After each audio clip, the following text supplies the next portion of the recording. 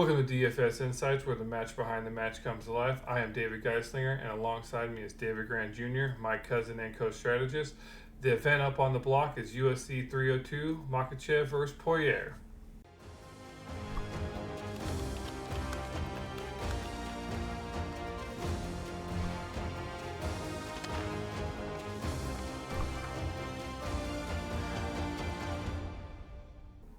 With your life success as our top priority, this is where David and I will dive deep into what fight matchups we think you should be targeting in order to put yourself in the best position to be able to be at the top of the leaderboard at the end of the night.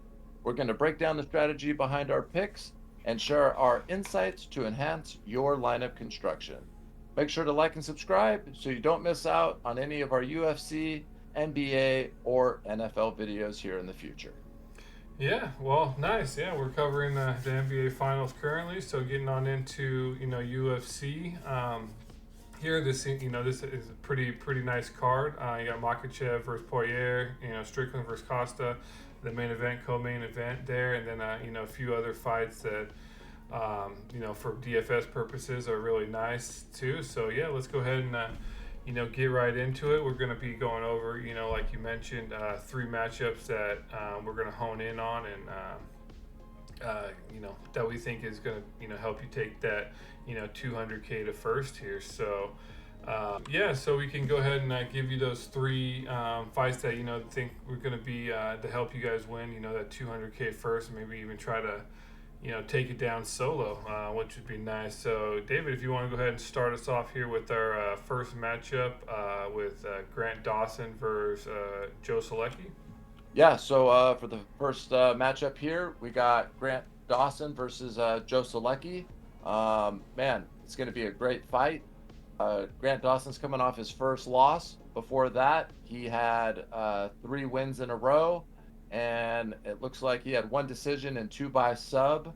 So he is coming out off of his first loss, and it was by knockout. So should be a little interesting here. What are your thoughts on Grant Dawson? And then we can kind of talk about Joe Solecki a little bit. Yeah, I like the this matchup. Looking at it, it's probably my second favorite matchup. Well, mainly Grant Dawson is, and that I'm going based on like a game theory approach here, is where I'm just using the Vegas odds and what they're projecting and using their ownership to calculate kind of leverage they have, and him being at 9,300 puts him in a unique spot because he's only going to be, projected about 19% ownership, whereas, Makhachev is about 60. Hafez is right below him at 30. Almeida, Jailton is about 35. So, he has pretty decent odds of winning and even getting a first round knockout comparative to his ownership there. So, I really like him. Even at the 9,300 position, Solecki, his ownership is about 14%. He's not bad. His odds to win are okay, but he's better than some of the other lower salary players. I'll still have some ownership, because there's always a fighter's chance in UFC. So I will still have ownership with him, but with Dawson really only being 5% more ownership and significantly better leverage play, I'm going to go with him primarily. So, yeah. Nice. Yeah, I love that. Joe Solecki, he is coming off a loss to Jakar Close. First round knockout was his last fight. And then, other than that, they do have a common opponent in Gordon, where he lost in 3 rounds to where Dawson actually submitted Gordon. So, I mean, again, MA math is a little weird. But other than that, Solecki hasn't really fought anybody. And the guys he has fought, which would be Jakar Close and then Gordon, I mean, he's lost. So now he's fighting another, up and coming and great dude. So, like you mentioned, the ownership there is definitely the play in those guys in that 9,000 and above rankings. So love it, love the matchup. I'll have both sides, and like you mentioned, I think Grant Dawson is arguably the top play out of the people up there from 9,000 above from a leverage standpoint, Mhm. and then what he can do for you fantasy wise. So Nice. yeah, love the matchup. All right, yeah. So moving on in here to our second matchup, Roman Kopylov versus Cesar Alameda. Not to be confused with Jailton Alameda, who is fighting Romanov. Freaking crazy. That's weird. But yeah, so this matchup is kind of like a neutral matchup for me. Anyways, how I'm approaching it. I have Roman Kopylov will probably be the better of the plays for me here. Just looking at him, um, his ownership is projected to be about 18% compared to Alameda, who's going to be about 30%. And with that, Kopylov actually has some pretty decent odds to win and even win by decision. Round one knockout leverage is not as high as I would like it to be, especially with 12 fights. Just winning might not be enough. You definitely need those first round knockouts to be, if, obviously if there is any to be, going for the nuts or the top the lineup, especially in these larger field tournaments. So, yeah, Kopylov's going to be the play here for me.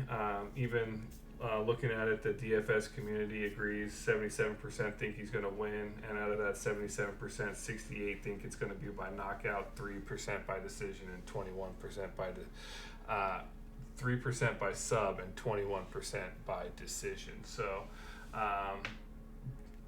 Vegas has it basically even, but I think I'm going to be putting a little bit more ownership in Kopylov. So what do you think about this matchup? And yeah. Yeah, I fully agree with you. Kopylov has much more UFC experience, which is huge. Alameda only has one fight in the UFC. Then, Kopylov is, again, he's coming off his first loss in February of this year, where he was subbed. What I love about this is that and then before that, he had 4 wins in a row. And regardless of who he's going against, Friend was decent. You know, again, he's not going against the top people. Hernandez was his top competition, who he did lose to. But what I love to see is that this dude, when he wins by finishing the fight, and if he loses by the fight being finished. So in this matchup, to me, it seems like you can count on someone being finished, and those are the type of matchups I like to attack and put into my lineups. Alameda, he's coming off, I do believe, the Dana White Contender Series, and his last fight also, it looks like he was on the same card as Kopylov. He just fought April 6th of 24. He had a second round knockout.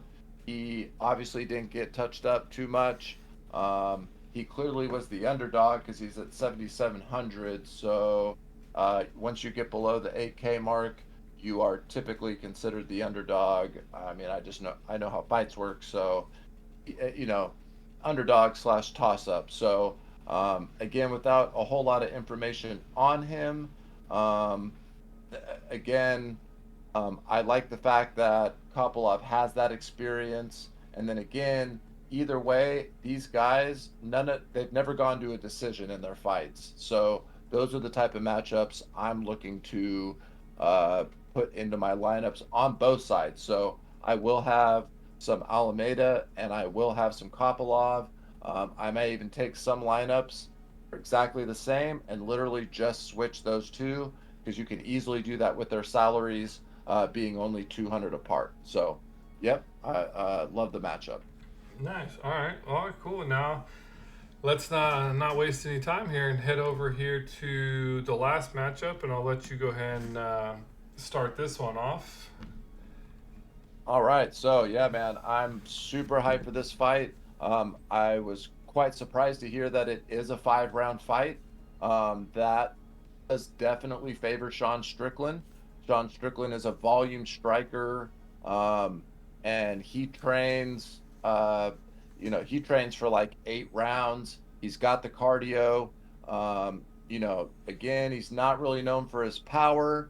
Again, he's about the volume to where we got Polo Costa. He is so big for this weight class. He has had weight cutting issues in the past.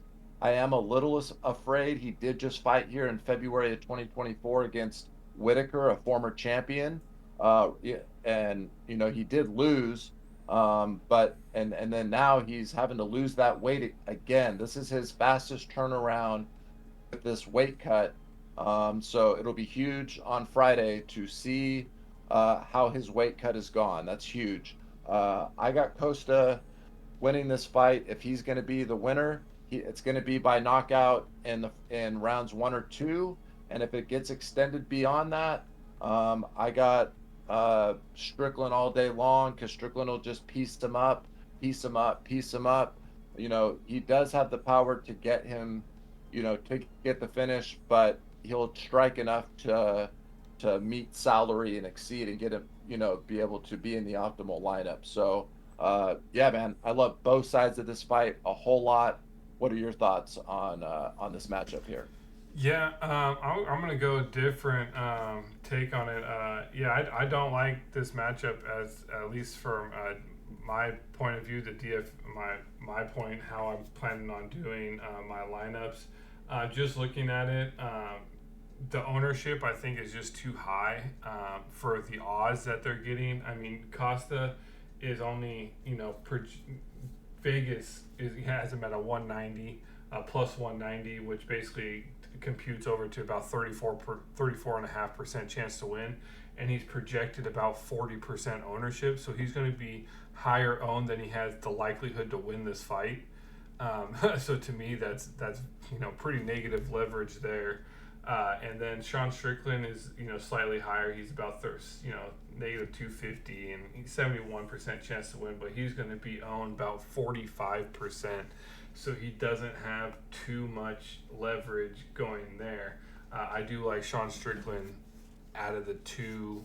He has a little bit more leverage than Costa, but I will have obviously some, because it is a 5-round fight, but I'll be probably fairly significantly under the field, probably even upwards of maybe going like 20%, maybe 15% Strickland, and probably less, 10 or so percent for Costa. So Yep. So the whole thing here is that there's going to be recency bias. Sean Strickland is coming off a defense of his belt. He is ranked number 1. Even Dana White came out and said, it was 2-2 against Duplessis going into the 5th round, and that he had Sean Strickland winning that 5th round. In that fight, he was only 8,200, and in a loss, he still scored 71 fantasy points. So that tells you the type of volume that he's putting out. They both have fought strong competition.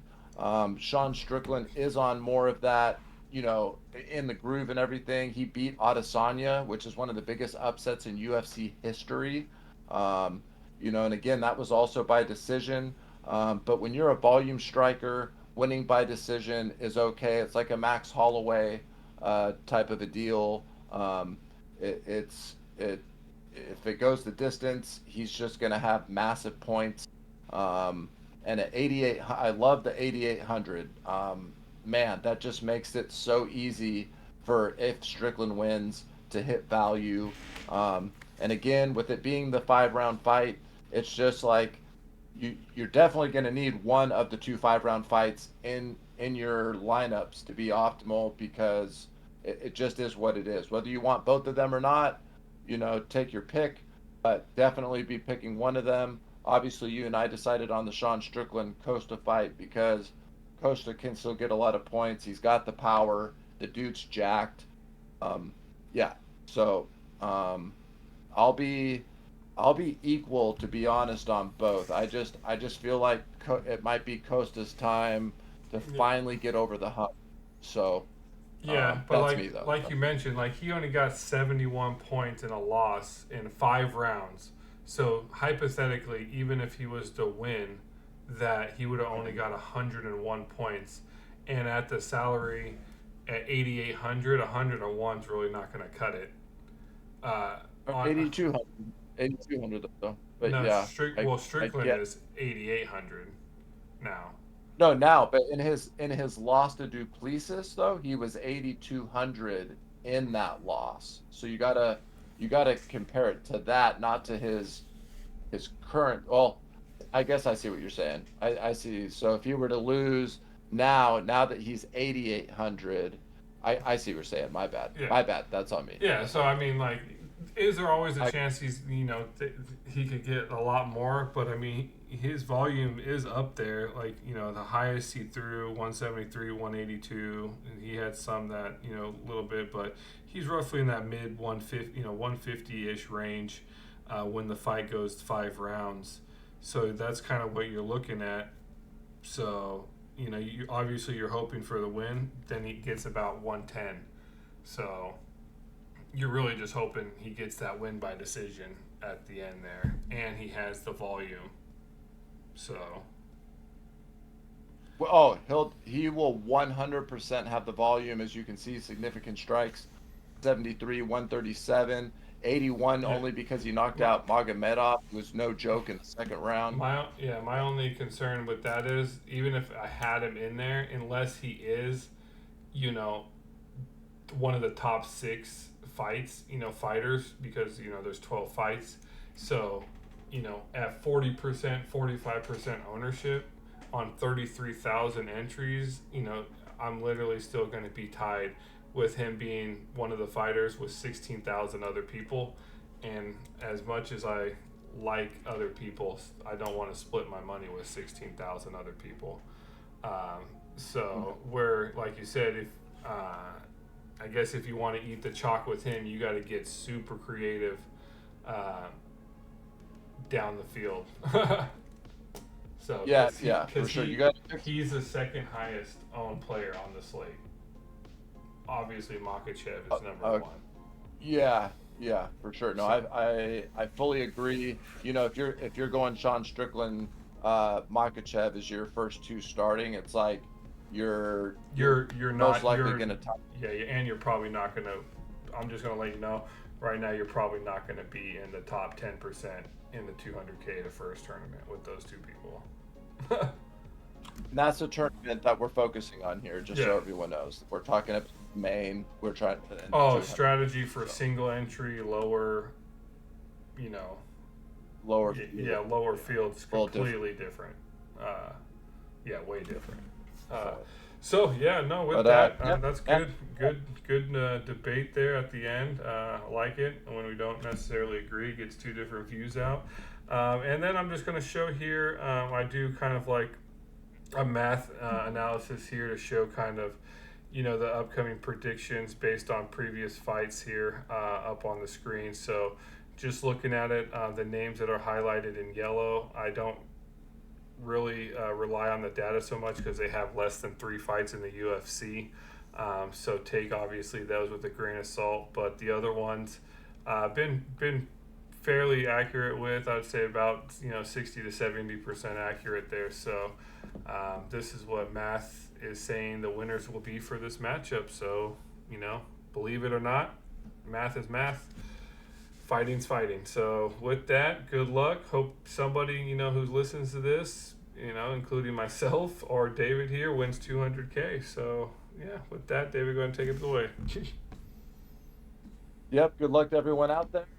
We got the NBA finals coming up here. The Mavericks ended up winning tonight, so we got about 10 days off until the NBA finals, and we'll be covering each one of those games, pretty much each one of those games, I'm sure. And then from there on out, we'll be doing nothing but UFC until the NFL comes out. So we really look forward to diving into all that. And good luck to everyone out there. Please like, subscribe. Please leave the comments. Who's your favorite matchup that you guys like in here? Who's your must-have fighter? We'd love to hear from you guys and hear your opinions as well. And let's all go out there and get that money and have a great weekend. See you guys on the next one.